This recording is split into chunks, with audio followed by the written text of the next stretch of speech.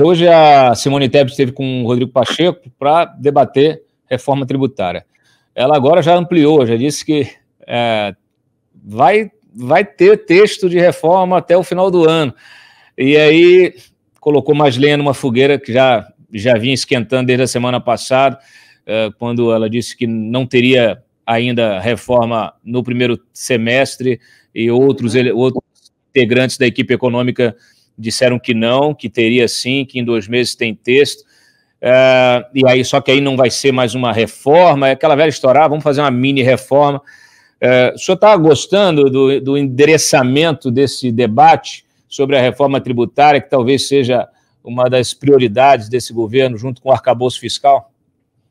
A Câmara Americana de Comércio soltou, e vale a pena você hoje ou proximamente pegar esse levantamento e ler para os seus internautas do antagonista, um interessante report sobre o que pensa a opinião empresarial. É recentíssimo e principal problema brasileiro, falta de crescimento, ou seja, há coisas que estão emperrando o crescimento do Brasil.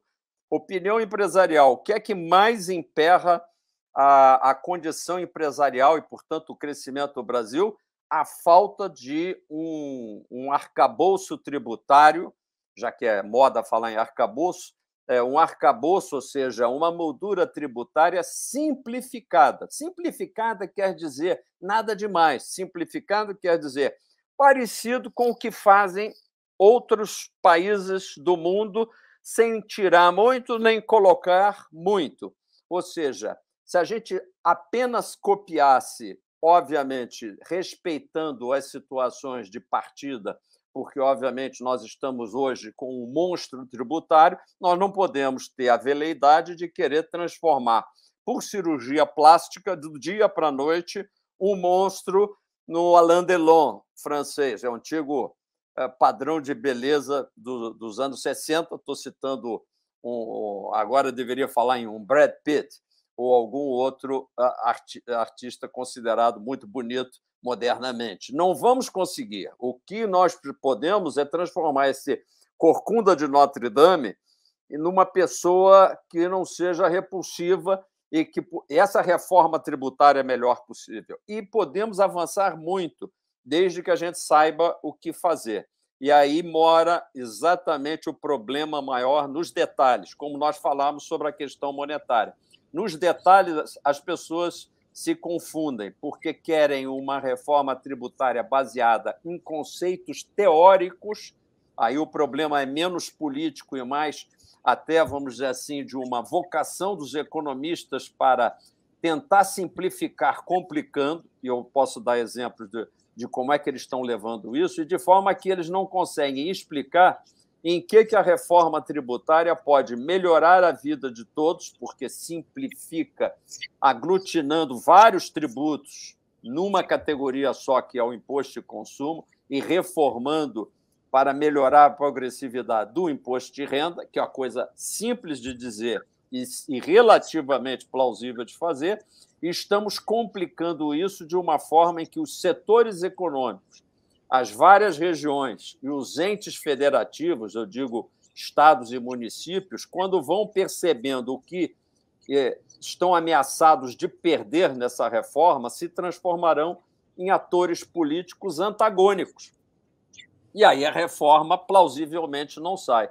O resultado é que a Câmara Americana diz que, entre os respondentes desta pesquisa que eu mencionava, 66% acham que essa reforma não tem condição de sair em 23 ou tem muito pouca probabilidade de acontecer. 66%, quase 70% dos respondentes. Ou seja, todos estão meio que se alinhando aí com a Simone Tebet. Vamos conversar. Vamos conversar, não vai sair.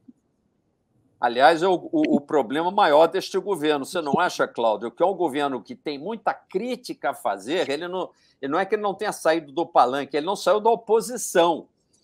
E ele veio com a bagagem vazia. Se abrir a mala do seu Lula, fora umas cuecas e umas gravatas vermelhas, o homem não trouxe nada para dizer o que é que ele fará. Claro que não é ele Mas ele é o chefe é chefe. Claro. E é por isso que ele foi eleito e não um técnico qualquer.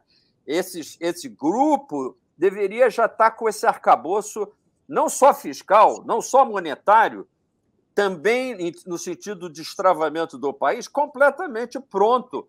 O Mercadante, por exemplo, que eu acho até plausível dizer que ele vai preparar um documento para orientar o futuro crescimento do país através dos técnicos do BNDES, em tese é muito bacana, porque esses técnicos têm capacidade para fazer isso.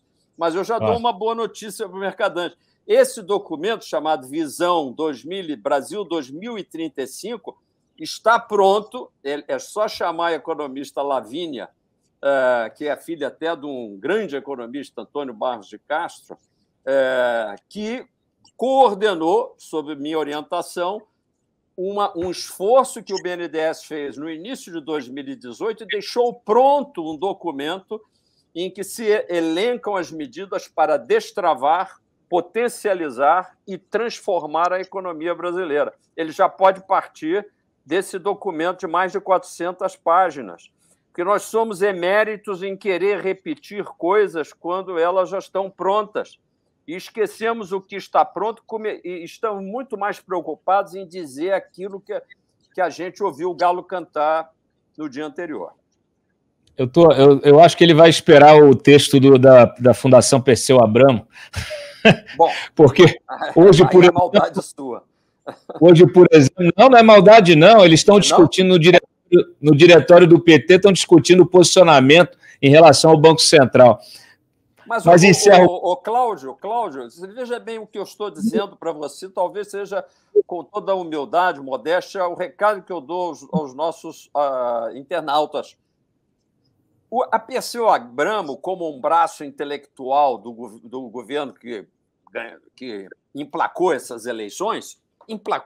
as eleições, veja bem, ele tem todo o direito de vir trazer o seu pensamento. A única coisa que é muito crítica é que ele não tem, até o presente momento, pensamento organizado algum.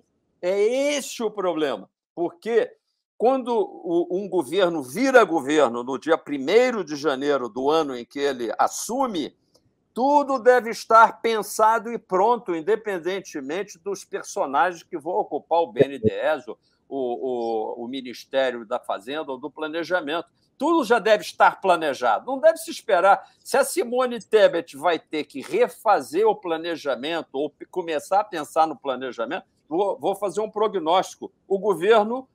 Este governo corre o sério risco de não começar a rodar. Nem começar a rodar. E isso é uma injúria a todos que votaram na